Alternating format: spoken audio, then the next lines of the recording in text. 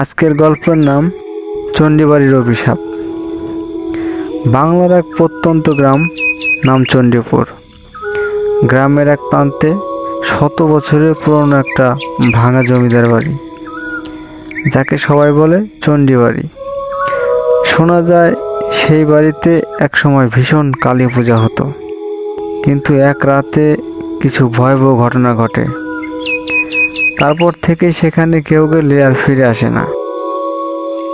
আব্দুল কাকা, এই চণ্ডী বাড়ি নাকি এখনো রাতে জ্বলে ওঠে আগুনের আলো। গতকাল নাকি লোকজন দেখছে। চুপ কর রহিম, ওই নাম মুখে আনিস না।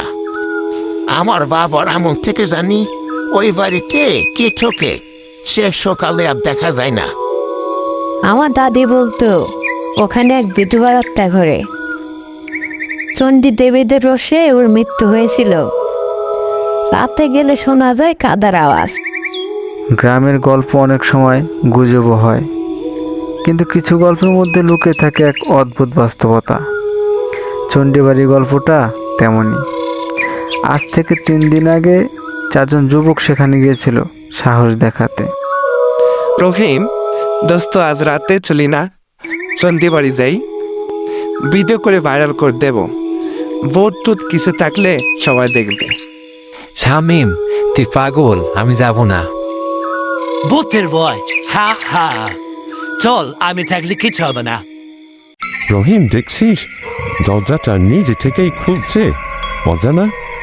রনি, কিছু একটা ঠিক না লাগছে রে। চুপ শোন, কেউ কাচ্ছে মনে হচ্ছে। কে এলে আমার ঘরে? আমার পুজো কে ভাঙলে? কে বলছে? কি ওখানে? দরজা বন্ধ হয়ে গেল। কে ধরছে আমার পা? বের হ, বের হ দ্রুত। ওই রাতে কি হয়েছিল কেউ ঠিক জানে না। সকালে গ্রামের মানুষ নদীর ধারে শুধু একটা জুতো পেয়েছিল। পার্ট 1 শেষ হলো। পার্ট 2 দেখতে চাইলে অবশ্যই কমেন্টে জানাবেন।